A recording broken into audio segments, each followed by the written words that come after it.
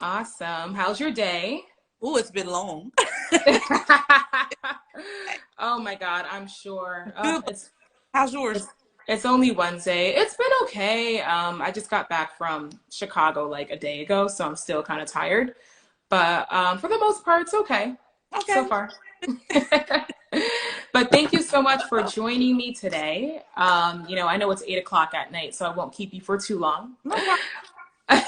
No problem at all. Awesome. Perfect. So, those of you who are just joining, I am here with fashion stylist, designer, author, and co founder of the Original Color Collective, Sara Crawford. So happy to have you on my platform. Thank you so much for having me. Of course, absolutely. So, as Fashion Month, comes to an end, I definitely want to talk to you a little bit about like the current trends, future trends, and of course, I do want to talk to you about yourself. Since you are a fashionista, you're a designer, you pretty much do everything I know. that most people love, right? Everyone wants to look good, so. With that being said, I am someone who does struggle with putting outfits together. Okay. I wear a lot of bodycon clothes because I feel like it's just easy to throw on, like dresses. I can just throw it on and go, basically. So I hope and pray that it looks good, basically. So, with that being said, I do want to know, how do you determine a client's personal style, and how do you kind of, create that person's vision? So I do like to look at someone's closet or like photos and kind of see what they've been doing. So because Hmm. typically what you do is kind of what you're comfortable with. That doesn't mean it's always right, but I kind of Hmm. want to see what the person's been doing. Um, That's so funny because somebody asked me this the other day. I like to get into the closet, but I also like to measure people. I'm really big on foundation, and I know we'll probably talk about that a little bit more later. But I feel like that's one of the things that people need to work on is the foundation. I like to see what they're doing, but then I like to look at their body type. And kind of base that off of what they've been doing as well. I think it's so ironic that you said you do bodycon because that's the thing most people don't do. They usually buy things that are like oversized. They think that's easier than bodycon, which is so funny. So Hmm. um I just really like to see and I like to ask them a lot of questions. What's your favorite color? What kind of trends are you looking at? When you go into the store, what do you gravitate to? Sometimes the closet doesn't necessarily tell me that. They have to tell me that because sometimes they're attracted to specific silhouettes or styles, but they don't purchase them because they Hmm. feel, people, I got a little extra love here and a little something here, and they feel like they can't. Hmm. So, every person is different, but I like to really do like a full on analysis of all these different things. And I also like to offer my book because I do think that my book offers a lot of suggestion on how to determine what your style is. A lot of times when people aren't really clear on what their style is, they're just wearing anything. But Hmm. again, your eye might gravitate to something. It may be classic lines like clean black and white, or it may gravitate to prints. And those are things that you can start adding into your style, but you have to actually understand how to like put the things together and where to Right. place them when your eye likes them. Because even I like a lot of things, but I'm like, yeah, my body ain't. I'm not doing that. So I'll just I'll try to do something similar to give me Hmm. that feeling that is more like suitable to my body type. Right, exactly. Thank you so much for explaining that. As you guys can see, like, I feel like there's just so much that goes into Oh my, creating an outfit, like you mentioned the colors. Even like the other day I was just trying to purchase some foundation. And one of the associates, she basically told me that I have like red or yellow undertones, so I should wear green, or I should wear, so there's so much that goes into yeah, putting an outfit together based off of how someone looks. absolutely. So thank you so much for explaining that. And I know you touched a little bit on your book. So those of you who have just joined, this is Sara Crawford. She is also an author. And the title of your book is The Playbook to Essential Style: Learn, Build, and Explore Your Style. So can you kind of just give us a brief summary of what your book is about? So I have spent a lot of years in retail, a lot of years in the fashion industry, and I like have all this little hidden knowledge and little gems and jewels that I've learned over the years. And I kept saying, I really want to write a book and kind of share with people because I'll randomly tell my friends when we're out and they're looking at me like, what? And I'm like, trust what I say, just do it, just do it. Or I'm doing weird things. Like one of the things I like to do when I'm out. So I don't know if people know this is the pant trick. If you can take the width of a pant and wrap it around your neck, most likely it's going to fit you. Yeah. So when I started doing that, were like, why are you wrapping pants around your neck? So those are the kind of things that I share, like tricks and tips that I've learned over the years. But really, what I find is like, like you said, you're not really sure. You just kind of throw something on that, that makes you feel good. I just want everybody to like really look good all the time, even if it's simplistic. It doesn't have to be all wild and outrageous. That may not be your style type, but just the overview of the things you should think about. Your foundation, what's your body type, where should you shop, and when should you shop? Like for example, I talk about shopping off season. That's when you get the best deals. Everybody like a good sale. I don't care what you say. So all these things I kind of just compiled, and chapter by chapter we really go through it. But I think the two core things are your essential pieces that you can almost just like do anything with, that you should have in your wardrobe and in your accessory wardrobe, down to shoes, bags, jewelry, and then your actual garments. So I talk about a black blazer, a white button down shirt, a white t-shirt, because those things you can pretty much like do with their staple pieces, and you can do Right.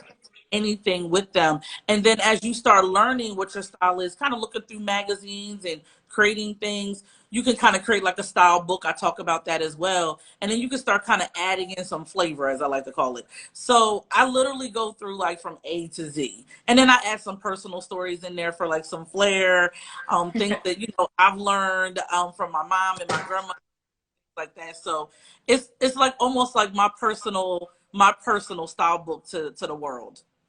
Awesome. Thank you so much. I Absolutely. definitely need to look into that book for sure. And I'm really happy that you mentioned those staple pieces because you can literally create like 10 Anything. to 15 outfits with like 3 or 4 different pieces. It's really amazing. Especially when you're on a budget. Yes, exactly. Exactly. What I would say, I do want to talk about this. I know you've worked with, huge brands such as H&M and things of that nature. So like, what brands do you think someone that's on a budget can shop at and kind of create those styles that they're looking to create? So I have like a half and half answer for that. So there are a lot, because I do think that you should be on a budget, but I do think that you should sometimes invest a little bit more in your essential pieces, because they're gonna last longer. Because like you said, you're doing 15, 8 outfits. You might be wearing the same black pair of pants twice or three times a week. Nobody got to know that, but you may be doing that. So you want to spend a little bit more so you can get your wear. The wear, it won't wear down on you. Mhm. So I did work for H&M for a really long time, and I really like H&M's basics. And I think that they're really good. Like, they're $5.95 t-shirts, and $9.95. Like, that is so affordable, and you can do a lot with them. I do tell people don't dry them because sometimes they can get some holes. You got to be mindful. But I think that they have really good basics. I also think that Express has really good basics as well. They're a little bit more expensive, but they're basics that you can kind of like, you want to take care of, and they'll last a little longer. So for basics, those are two of the places I feel like I named in the book as well. So when we start talking about black blazers and black pants and button down shirts, I always like Old Navy. Old Navy is people sleep on Old Navy because Old Navy for me, I struggle with fit of pants because I'm bigger on the top, I'm smaller on the bottom, and they have really good pants that fit and they last a long time. And I think that they're really affordable. And if you catch them, they always have a sale. So you can always get a little bit of percentage off, or you can wait and go a little crazy when they got 50% off the whole store. So I love that sale. And I Yes. like I like to tell people Macy's, because Macy's has an array of different brands at different price Mhm. points. So you can kind of go there and kind of get the whole kit and caboodle of everything you need: basics, your pants, your denim. You can get everything. So those are kind of like the first stores I kind of tell people to go to that are like kind of on the budget, because they also have coupons and sales. Right. Thank you so much for that advice. I honestly, maybe this weekend I might have to run to Old Navy. That's great. Um, that's awesome. And I know that, when it comes to undergarments, especially for women, I feel like it can either make or break your outfit. Oh, Lord. So I definitely want to touch a little bit on that topic. So I kind of want to know, like, what made you have a laser focus on undergarments? You know, it's funny because my friends make fun of me. They be like, "You're such a lady. You have a slip on and this, and I think it's so funny. But I literally think it comes from. I was raised like that. My mom's like that. My grandmother was like that. You know, my aunties were like that. They kind of look at you sideways. Well, it's like you ain't got no slip on, girl. Where you going? Like you gonna catch a cold? You know, that's kind of how they. That's kind of how they act. So I kind of think it was bred in me. Like I was raised that way. And as I grew up, you know, I noticed that people weren't. But I also noticed when I wasn't at some point, your teen years, them little in between ages, when I wasn't wearing the right bra size and things like that, I saw the difference in the way my clothes fit. And then I was like, let me go get sized. Then I went and Hmm. got sized and I got all the right sizes and everything fit so much differently and it looked good, like it was clean. Yeah. It just, everything was sitting in the right place, as I like to say. So, or my friend says, all kids are in their chairs. So, Right. everybody where they were supposed to be. And I just thought that it was so important because we all walk around and we see, individuals who, things may not be fitting the right way. A lot of times what people don't realize is if you start with the foundation and it's really clean and Hmm. get the right size, you'll feel better, you'll look better, and you may even be able to go down in a couple of sizes because things are where they're supposed to be Hmm. versus wearing the wrong size and you just trying to make it fit because you're just trying to get to where you got to go. Now I will say foundation is an investment, especially for me. I'm like I said, I'm larger on the top, so I don't have like a normal size bra size that I can go to like TJ Maxx. I go to a store called Bare Essentials in my hometown, Hmm. and it's expensive, but it's worth it because my clothes fit great and I don't have to Right. work. And I think it's the worst feeling in the world when you start tugging and having to pull and fumble with. It's It's annoying. horrible. It's annoying feeling. So I think with kind of living it and then kind of seeing it, especially working in retail, I've dealt with all walks of life. So I just kind of felt like I really wanted to focus on that. And I kind of think that's what has made me stand out as a stylist because a lot of people don't, like you said, layers of focus. They don't really cue in and focus on that part. So Hmm. took advantage of the opening and was like, look, so we're gonna start with this foundation and we're gonna get you all the way together. Exactly. I honestly, people don't realize how important it is. It's something I had to learn as well growing up because, I wore the wrong bra size for years and you never really notice it until you get size. And as soon as I, started buying the correct size, I noticed how great I actually look in the clothes Yeah. that I have. So it's really important. If it feels too tight, it's probably too tight. And like Right. I call it in the book, I know people laugh, but I call it the four boobs. So if your breasts are in your bra and then you got this all this up here is punching out and Hmm. not the right size. If it's spilling over on the side, it's not the right size. Everything Exactly. is supposed to be. And there's really no other way for me to sugarcoat that, guys. I'm sorry. but That but was perfect. I want you guys to look good. And going to get size is, a lot of people have you may not have a Bare Essentials in your city, but you probably have like a specialty store. I prefer to go there. Um, People go to Victoria's Secret, but they're a little younger and sometimes they don't measure you right. So I like to go to the specialty stores, or I like to send people to Nordstrom Mm, because gotcha. Nordstrom sizes you as well. That's good. Thank you for the advice. I hope everyone's listening. Perfect. So I do want to touch on your clothing brand since you are a designer. It's called Anara Original. So I really want to kind of dive into your sense of style. Mhm. What makes you stand out as a fashion designer? So Anar Original has evolved so much over the years. My little baby is so different now. But when we when I started, Anar Original was really extension of me. Like, I'm an albino African American. I kind of always vowed I'm different. Everything I do is going to have like a twist and be different. And we really started out with statement pieces. So I was doing custom statement pieces for individuals, and I really like to focus in on blazers. Blazers was my thing for a really long time. So I was doing blazers, and I was airbrushing on accessories. That was a thing. And now that's come back. I was ahead of my time. And we were doing custom gowns, like custom like party dresses. Like I was hand painting and creating my own textile, hand dyeing fabric and manipulating it to look the way I wanted to. So that's kind of where I started. And now, I mean, we still stand out, but we've moved into more of a niche market. So I do have a custom t-shirt and sweatshirt collection, but our niche is really tutus, custom tutus. And I can customize them of any, any color, any, collaboration of colors. I even had a young lady, she was an automotive major, and she wanted nuts and bolts and gears and all those little things they put in the car, because I don't know all the names. But she wanted all those little trinket things in her tutu. And I hand sewed all of those things in her full tutu. And it was very different, but it was, it was beautiful because it was a piece of art. So I'm still able to kind of make have that statement with the tutus, but just on a different level. Now, before COVID hit, I did do New York Fashion Week, and Oh, nice.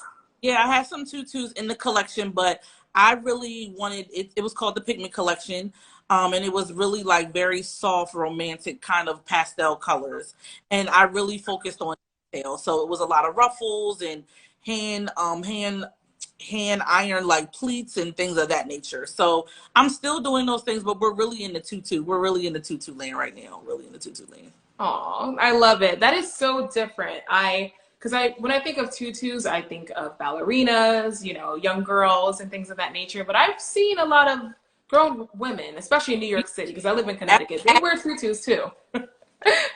Tutus are becoming more. I know it sounds crazy, but tutus are becoming more of a staple, because when you can do it as well. You can put a blazer on, a graphic t-shirt, a basic t-shirt. It's a lot you can do with it. Bodycon, do a bodysuit up at the top. You can do a lot with them. So I've been noticing that, they're becoming more, not that they weren't popular, but they're a little bit more relevant at this point, and people are really getting it. Perfect. Awesome. And now I would love to talk to you. Well, I would love for you to talk to me a little bit about the Original Color Collective and its purpose. So the Original Color Collective was born during COVID-19. I keep telling people we're still not out the pandemic. We're just in a better place. So what I noticed was a lot of creatives and small business owners were really struggling with their online presence. They didn't really have one, or it was kind of, shabby. They just didn't have an online space to really represent them as a creative or a small business. So my partner and I, we decided that we were going to do a photo shoot, and we were going to build a team. It was an all-Black team. And there's a designer, stylist, the gaffer guy, the behind the scenes guy. Like, there's a whole team of us. We come together and we do editorial shoots, fashion shoots, art events, or art exhibitions, depending on what kind of creative you are. And what we have done is we've created behind the scene videos, so micro videos, really, really beautiful behind the scenes photos and final images. And we basically are creating this digital content so that every person that is working on the team now has additional content that they can use to, sell their product or, display their work. And then in addition to displaying their work, they're also able to network with we're able to kind of like network with each other's networks, if that makes sense. So we're like constantly, creating a push and a more of a longer lasting visibility for the creatives and the entrepreneurs. So definitely something, that I love to be in the visual space. And, in our first, like probably to date, we've been able to engage about 18 to 20 different creatives across the board. We've participated in about 12, we've had like 12 different events, whether it's events or shoots. And then we partnered with a company here, a developer company called Bacini and Poland, BPG for short. And we do a lot of our shoots in their spaces. So it's also nice to have, a bigger company, helping the little guys, the creators, here, to kind of get their brand out. So it's been a nice ride. It's been a nice ride. That's great. I love hearing things like that because a lot of people don't know which direction to go to, and a lot of people just don't really know how to network either. So it's nice that they have their own platform and own space to kind of, be more creative, Yeah. and be around like-minded people. We've been able to the creatives who have worked with us, they've been able Mhm. to increase visibility probably about 40-45%. So that's Hmm. pretty good. So That's really good. yeah, I'm Yeah. gonna, increase that next year or this the end of this year, next year. I'm looking to increase that, but I think it's a really good start. We've been around for about a year and a half. So not too Hmm. and we actually have our own holiday called the Creative Encore Day on April 8th here in our county. So That's amazing. That's amazing. And I never even got a chance to confirm where you're from. Are you currently in Delaware, and yeah, are you from Delaware as yeah, well? Delaware, and I'm currently in Delaware. Okay, awesome. That's so cool. I was talking to Portia too because I know she currently lives in Delaware, but she's from New Jersey. Right. And I told her that I would love to come to Delaware. I've never been there. Yes, come. Um, I will. I will. Maybe, I mean, I was thinking about coming this year, but this year is coming to an end. So definitely sometime next year, maybe, while it's warmer, I guess. I feel like there's probably a lot to do during the spring and summertime. So Yeah, I definitely want to. always something to do here, but spring and summer is always nicer because you can kind of just follow. Okay, awesome. Perfect. Well, I'll definitely try to pay you a visit when I do come out. Please let me know. Absolutely. So I know we are, coming to time. Well, we have about 7 minutes left to chat, but I do want to know like what your goals are for next year, if you have any. I always have goals. So next year, I'm actually doing a second edition of my book. I'm going to expand on some of the chapters and I'm going to add some new stories and, some other things I didn't get to add the first time. So I'm really excited about that. I've been talking about doing it for a while. And I was like, you know what? It's time to do it. Like, let's make it a second edition. So I'm working on the second edition to the book. We're Mhm. also, for the collective, we are also going to be expanding outside of Delaware, probably starting the end of this year, going into next year. So we'll be doing work in other states and cities with other creatives as well. Our creatives here locally and the other ones in the other cities and states, which is really great. Mhm. Um, and then Anar Original, actually, she is getting an overhaul right now. Her website is about to get an overhaul. I'm going to be doing a new drop probably in the beginning of the year. So I'm really excited. I have a lot of things on my plate, but I'm going to get it all done. Gonna get it I all. love it. And you will. And you will. Absolutely. Perfect. Well, Sarah, it was definitely great speaking with you today. I definitely want to do maybe like a part two Yes, sometime next year so that we can chat a little bit more about your goals. But yeah, I would love for you to share with everyone, your social media accounts and where they can follow you. okay, so I have two social media accounts. So you can follow me everywhere at Anar Original, and that is ANARA Original across the board. And then I have Sara.A as an apple dot Crawford across the board. So I'm everywhere in the same two names.